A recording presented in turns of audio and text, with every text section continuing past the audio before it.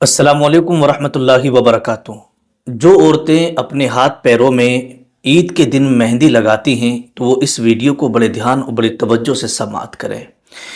जो औरतें ईद के दिन मेहंदी लगाती हैं तो उनके ऊपर ये तीन मुसीबतें बहुत जल्दी आ जाती हैं। अब आइएगा, इससे पहले मैं आपको जो शरीयत के कुछ उसूल और क़वानीन हैं वो आपकी खिदमत में रखने के लिए जा रहा हूँ। शरई एतबार से औरत को हाथ पैरों में मेहंदी लगाना ये बिल्कुल जायज़ और दुरुस्त है। शरीयत ने कोई पाबंदी नहीं लगाई है। लेकिन होता क्या है, आजकल जो ये मेहंदियाँ चल रही हैं, पहली चीज़, आजकल की जो मेहंदियाँ चल रही हैं उसके अंदर केमिकल बहुत ज़्यादा आ रहा है। कोई भी औरत अपने हाथों में पैरों में अगर वो मेहंदी लगा लेती है तो उससे क्या होता है कि हाथों के ऊपर परत जम जाती है। क्या जम जाती है? परत। परत मतलब एक लेयर टाइप की जम जाती है। अब मेहंदी लगा ली, लगाने के बाद में हाथ को धो लिए। अब उसके बाद अगर औरत गुस्ल करे या वुजू करे तो जो हाथों के ऊपर लेयर टाइप की जम गई है, परत टाइप की आ गई है, तो वो पानी जो है जड़ तक नहीं पहुंचने देगी, खाल तक नहीं पहुंचने देगी। इसलिए उस औरत का ना गुस्ल होता है ईद के दिन, ना उस औरत का वुजू होता है। ठीक है। और जाहिर सी बात है, जब अगर औरत नापाक हुई और उसने गुस्ल किया या वुजू किया और हाथों में मेहंदी लगी हुई है तो ना उसका गुस्ल होगा, ना वो पाक होगी, और ना वुजू होगा, और ना ही उसकी कोई नमाज होगी, है ना। और जाहिर सी बात है, जब नमाज नहीं होगी और उसकी नमाजें भी छूटेंगी तो वो गुनाहगार होगी, है ना। वो क्या होगी? गुनाहगार होगी। तो इसलिए ईद के दिन जब आप मेहंदी लगाएं या इससे पहले मेहंदी लगाएं तो ऐसी मेहंदी लगाएं जिसमें रंग हो। ठीक है, कि उसे अगर आप छुटाएं तो सिर्फ रंग आपके हाथ पे लगे और उसके बाद में कोई लेयर टाइप की कोई केमिकल वगैरह उस मेहंदी में नहीं होना चाहिए। तो पहली चीज हो गई। और कभी कभी ऐसा होता है, देखिएगा, बहुत सारी औरतें श्रृंगार कर लेती हैं और करने के बाद हाथ पैरों में मेहंदी लगा लेती हैं और नाखून पॉलिश भी वो लगा लेती हैं। नाखून पॉलिश भी तरह तरह के आते हैं। तो अल्लाह ना करे किसी के साथ ऐसा हो, अल्लाह ताला हिफाजत फरमाए सबकी। अगर किसी की मान लीजिएगा नाखून पॉलिश लगा हुआ है और केमिकल वाली मेहंदी लगी हुई है हाथों में, और इत्तेफाक से किसी का इंतकाल हो गया, किसी औरत का, तो अब बताइए क्या होगा।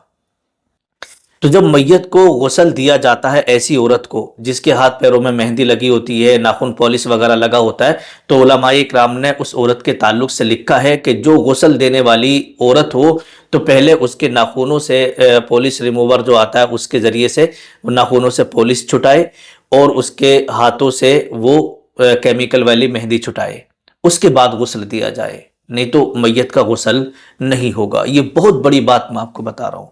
लेकिन हमारी इस्लामी माँ बहनें इस तरफ ध्यान नहीं करती हैं कि जो हम मेहंदी लगा रहे हैं या जो नाखून पॉलिश लगा रहे हैं, ये चीज़ें हम इस्तेमाल कर रहे हैं, इसका शरीयत में क्या हुक्म है, हमारा वुजू होगा कि नहीं होगा, हमारा गुस्ल होगा कि नहीं होगा। ठीक है।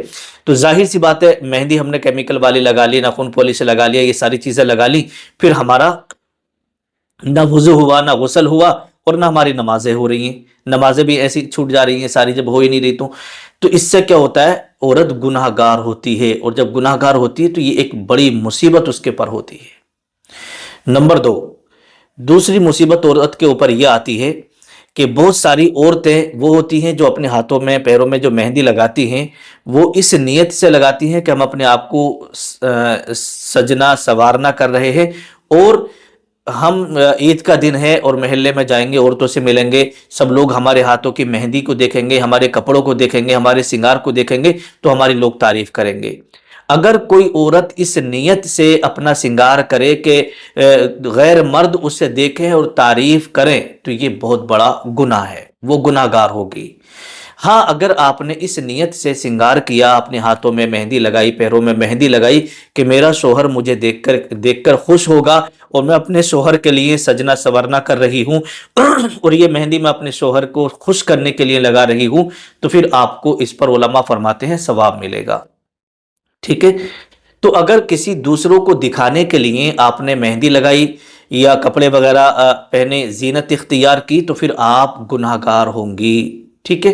दूसरी मुसीबत। तीसरी मुसीबत ये आती है کہ بہت ساری عورتیں عید والے دن اپنے گھر سے ہاتھ پیروں میں مہندی لگا کے سج سور کے اور پوری زیب و زینت اختیار کر کے گھر سے بنا اجازت کی شوہر کے نکل جاتی ہیں بنا پردے کے۔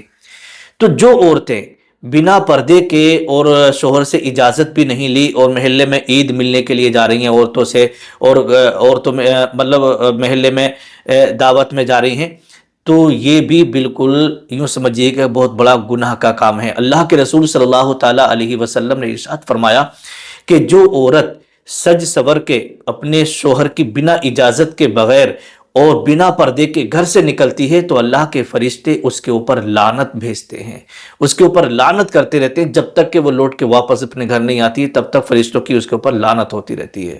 اللہ اکبر۔ تو فرشتوں کی لعنت اس عورت کے اوپر ہوتی ہے جو بنا اجازت کے شوہر کے اپنے گھر سے نکلتی ہے اور بنا پردے کے نکلتی ہے۔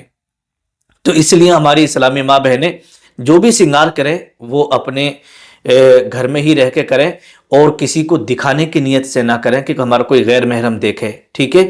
اگر شادی ہو چکی ہے تو اپنے شوہر کو دکھانے کے لیے سنگار کریں، لڑکیاں وغیرہ ہیں تو وہ پردے میں رہیں، اپنے گھر میں ہی رہیں، باہر نہ جائیں۔ ہاں اگر عید ملنے کے لیے جانا ہے تو پھر پورا پردہ، مطلب بالکل ایک عضو بھی دکھائی نہیں دینا چاہیے، پورا چہرہ وغیرہ ڈھک کر کے، ہاتھ واتھ ڈھک کر کے پردے کے ساتھ آپ جائیے گا۔ شریعت نے منع نہیں کیا ہے، بلکہ آپ جا سکتے ہیں، عید مل کے آپ آئیے گا۔ لیکن وہ کہتے نہیں کہ ہماری نیت جیسی ہوتی ہے، انما الاعمال بالنیات، کے اعمال کا جو دار و مدار ہوتا ہے وہ نیتوں پر ہوتا ہے، ٹھیک ہے؟